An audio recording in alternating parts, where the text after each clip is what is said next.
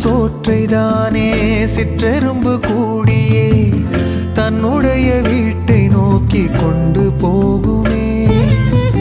உள்ளபடி சொல்வதென்றால் சிற்றெரும்பு போல கூட சொந்தங்களை காக்கவில்லை இங்கே நான்.